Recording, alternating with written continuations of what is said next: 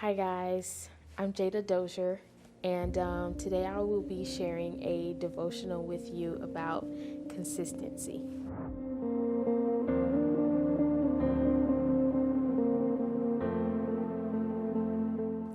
Um, when I first thought about this, I was like, okay, consistency, that's good. But then I said, I think this is more personal. I need this for myself. Um, so I'll be sharing with you guys today. Y'all will kind of be listening in on this, but this is really for me. It's a little self-motivation, so to speak. Um, my topic scriptures are Genesis chapter 1 in its entirety and chapter 2 verses 1 through 3. Don't worry, I'm not going to read all of that today.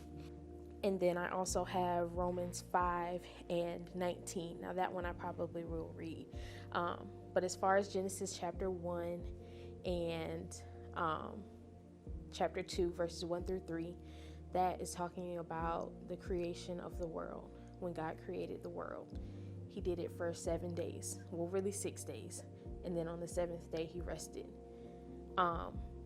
That made me think about consistency. When I thought about consistency, I thought about God creating the world. He literally created everything in the world, everything that you can think of, in 6 days. That's amazing. That's pretty amazing. That is consistency, true definition of consistency. Every day he got up. The first day he made one thing. The second day he made another thing. The third day, so on and so forth. For 6 days he worked. He put in time, he put in effort, and he was consistent. He may not have felt like getting up every day to make all of these things, but he knew it was important. He knew it would be beneficial for those to come, for the things that he was creating. Think about what you can do in 6 days. Think about what you can do in those 6 days of consistency and how your future self will look and say, thank you for doing this. Thank you for being consistent. Thank you for getting up every day and doing what you needed to do, even though you may not have felt like it, even though it may have been a bad day, even though the day may have started off just wrong and you didn't even want to finish it. Thank you for getting up and being consistent, for doing what you needed to do, for doing what you were called to do. Thank you for getting up and being consistent.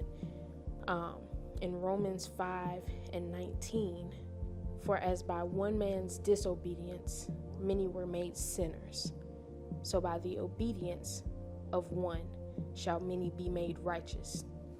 Now that's talking about obedience, but consistency is obedience. If God has called you to do something, if God wakes you up in the morning and says, do this, give somebody $50, clean that room today, do those dishes today, cook that fancy meal you've been wanting to cook today, go outside for a walk, breathe my fresh air that I've given you today. That's obedience. That's consistency, because you can do that the next day and the next day and the next day. If one man can make it all fall apart, one man can also build it back up. You can be that one man that builds it back up. You can break that generational curse that may have been going on through your family for years, but it can stop at you by being obedient, by being consistent. And with that, I just want to leave you with consistency plus obedience equals mind-blowing reward. On the 7th day, God rested. After he did all of that work on those 6 days, he rested and sanctified the 7th day. Take a rest. You can work, you can be consistent, but make sure you also rest as well, so you can be restored, so you can be renewed, so you can be rejuvenated, and wake up the next day refreshed, recharged, and ready to go.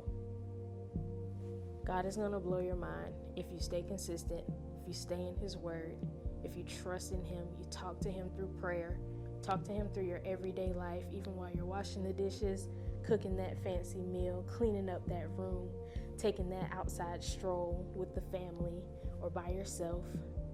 Stay with God, and He will blow your mind with everything that you ask for.